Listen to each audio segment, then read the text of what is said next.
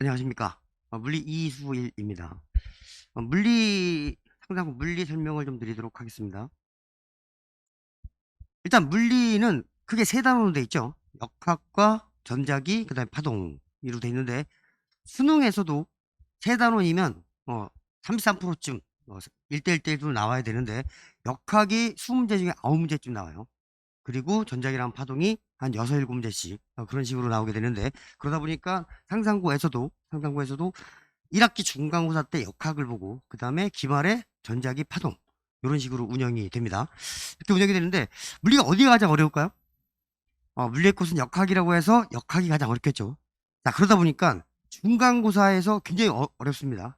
공부해야 될 양도 많고 굉장히 어렵고 그다음에 전자기 파동은 그나마 조금 쉬워서 커트라인도 굉장히 높습니다. 실제 문제를 갖다 한번 보시면 한 문제가 거의 없죠. 상상고 같은 경우에는 한 문제 거의 없고 근데 수능에 이제 킬러 문제까지는 안 나와요. 다행히 킬러 문제까지는 아니지만 중킬러에 해당하는 문제들이 대다수가 포진되어 있어가지고 문제가 굉장히 난이도가 있고 시간이 촉박하다는 거를 미리 생각하시면 될 것 같습니다. 그래서 특이점을 보시면 보통 이제 1학기 때는 40%가 서술형이고, 1학기가 아니라 중간고사 때는 40%가 서술형이고, 그다음 기말에는 서답형이 한 20% 나옵니다. 총 문항이 한 25문제 정도 나오게 되는데, 25문제를 50분 동안 푸는 거면 2분에 한 문제씩 풀어야 되겠죠? 사실은 2분에 한 문제씩 풀면 안 되죠.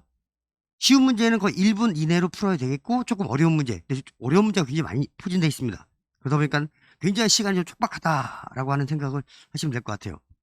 그래서 작년 같은 경우에도 중간고사 때는 대부분의 학생들이 대여섯 개를 갖다가 시간이 없어서 시간이 부족해서 못 풀어가지고 찍는 사태가 좀 벌어지기도 했는데 일단 굉장히 시간이 부족하다라고 하는 말씀을 드리고 싶고 보통 이제 수능 특강 올해도 이제 수능 특강이 나왔죠. 그 수능 특강에서 한 30%에서 40% 나왔어요. 그리고 예전에 나왔던 과거 EBS가 이제 수능과 연계된다라고 했을 때가 이제 2011년부터인데 거기서부터 나온 문제가 한 60%가 출제가 됐습니다. 그리고 기본 문제가 좀 나왔는데 작년 같은 경우에는 작년하고 재작년하고 좀 다른 게 재작년까지는 1년 동안 물리를 배웠어요.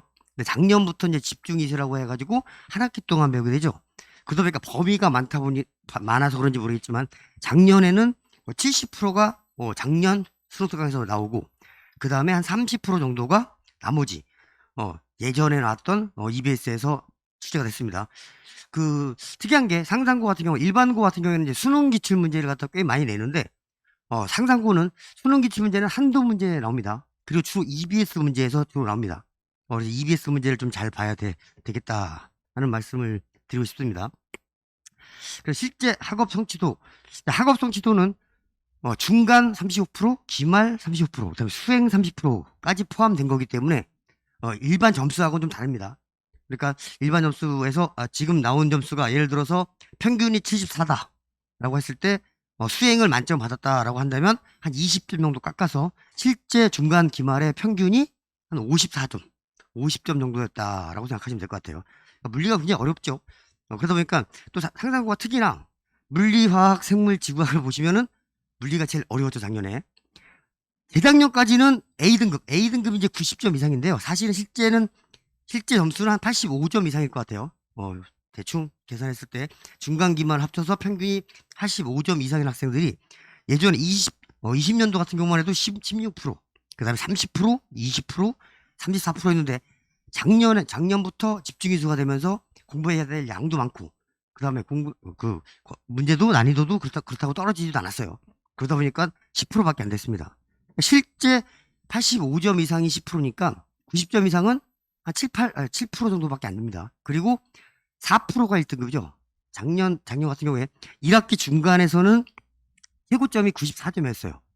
그리고 커트라인이 작년에 11등까지가 1등급이었는데 300명이 조금 안 됐습니다. 물리를 선택하지 않은 학생도 일부 있기 때문에 300명이 조금 안 돼서 11등까지였는데 11등이 80.8로 문을 닫았다라고 하더라고요. 평균은 49점. 평균이 49점이니까 50점 밑에 학생들이 대다수라는 얘기죠. 그리고 아까도 말씀드렸듯이 굉장히 어렵다 보니까 역학이 어렵습니다. 역학이 어렵다 보니까 시간이 부족해서 대여섯 문제를 찍는 그런 일이 벌어졌습니다. 반대로 기말에 전자기 파동은 그나마 좀 쉬워서 12명이 100점 나왔어요. 11등까지 1등급이니까 자, 이때 기말에서 1등급 컷은 100점이 됐겠죠. 그런 식으로 이제 중간과 기말이 좀 차이가 있습니다. 그럼 결과적으로는 기말은 누구나 다 100점, 누구나 다는 아니겠지만 열심히 하면은 100점 맞을 수 있겠다라고 생각할 수 있겠고, 그럼 모두 다 100점이면 실제 등급은 중간고사에서 판가름이 납니다. 중간고사에서 몇 점을 맞느냐에 따라서 90점 이상이면 넉넉히 1등급이 나오겠고, 작년 같은 경우에 80.8이 커졌으니까 80점대였으면 중간고사 때 80점대, 그 다음에 기말이 100점이었으면 1등급 나오는 그런 형태였습니다. 그래서 다른 과목에 비해서 물리가 좀 많이 어렵습니다.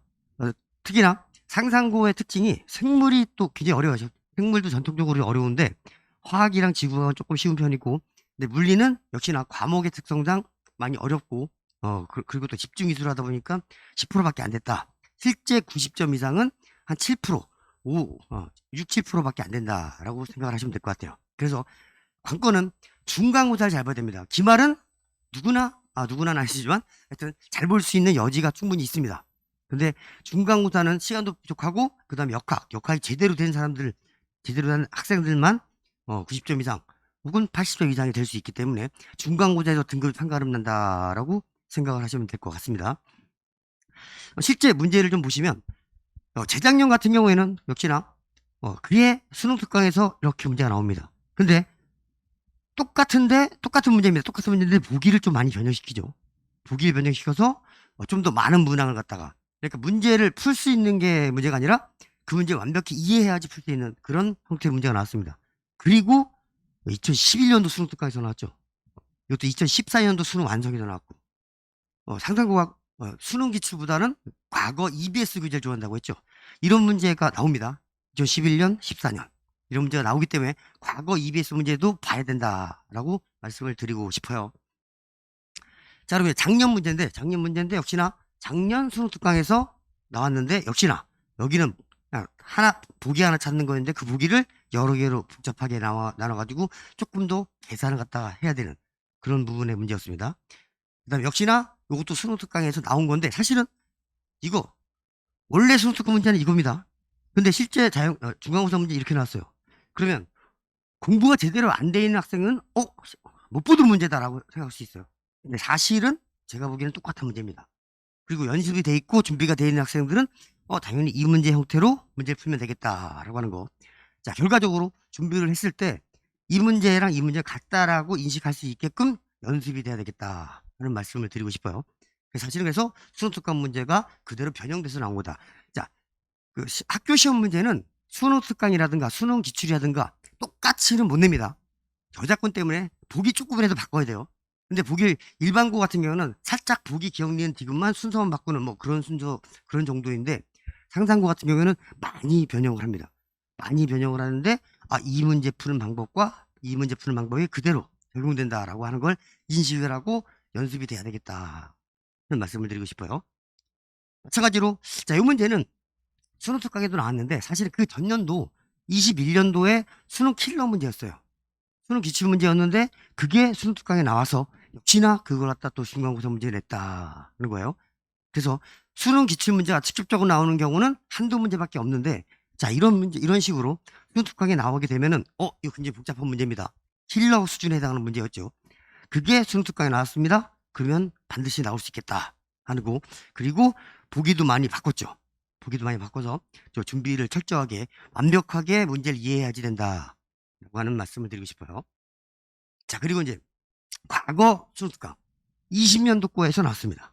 20년도 거에서 거의 비슷하죠? 예. 그 다음에 또 20년도 거에서 나왔는데, 자, 얘는 좀 특이한 문제예요. 수능에서는 이런 형태의 문제가 나온 적이 없어요. 수능 특강에서 EBS에서만 나오는 형태인데 그 문제가 나왔습니다. 그렇기 때문에 과거에 나왔던 EBS 문제 중에 약간 좀 특이하다, 참신하다 그런 문제들은 반드시 풀어봐야 되겠다 라는 말씀을 드리고 싶고, 자, 얘는 이제 17년도 모의평가의 문제가 나온 겁니다. 그래서 실제 수능 문제가 한두 문제 나온다 그랬어요. 근데 나왔죠. 이런 형태로 나왔다 하는 거 보시면 될 것 같고, 자, 그래서 제 교재 일부인데 다양한 형태로 그 유형별로 딱 분석이 되어 있다라고 하는 걸 말씀드리려고 됐고. 자, 그럼 어떻게 준비를 해야 되냐? 가장 첫 번째, 1번이 철저한 개념 파악과 완벽한 원리 이해. 자, 이거는 모든 과목에서 말을 하고 있지만 사실 실천이 잘 안 되는 부분이죠. 어떤 학생은 그래요. 아, 선생님, 저는 물리를 3번이나 봤는데 문제가 안 풀려요. 문제 푸는 요령 좀 알려주세요. 하는데 사실은 수학도 마찬가지고 물리도 마찬가지고 개념이 안 돼 있기 때문에, 원리가 안 돼 있기 때문에 문제가 안 풀리는 거죠. 그래서 첫 번째가 완벽한 개념 파악과 그 다음에 완벽한 원리 이해. 이게 첫 번째다 하는 거고, 저 역시 수업을 할 때 개념 원리 위주로 설명을 합니다. 여기가 이게 돼야지 그 다음 2번 유형 분석과 문제풀이가 되겠죠.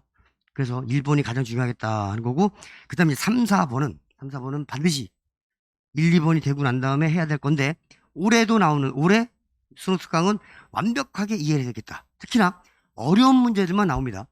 EBS에서도 복잡한 지저분한 문제가 많아요. 원래 수능은 그 지저분한 계산이 없어야 되는데 최근에 낼 게 없다 보니까 점점점 계산이 지저분해지고 있는데, 수능 특강은 더 지저분합니다. 아까도 봤지만 수능 기출 문제가 그대로 EBS에 나왔다고 하는데 더 지저분하게 수능 특강에 나옵니다.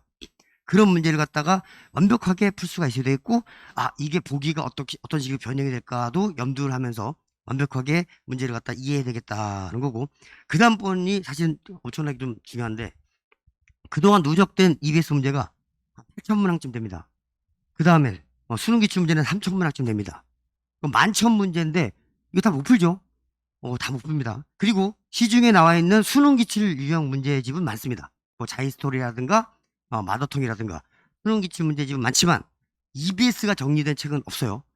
그래서 저만이 이건 진짜 강조할 수 있는 건데, 저만이 2011년도부터 쭉 수능 특강 수능 완성을 다 분석을 해서 유형별을 정리해 놨기 때문에 저만 가지고 있는 교재다라고 강점을 말씀드리고 싶고, 다 못 푸니까 압축을 해야 되겠죠. 압축을 해서 보통 이제 중간고사 때 나가는 문제가 한 700문제 정도 될 거예요.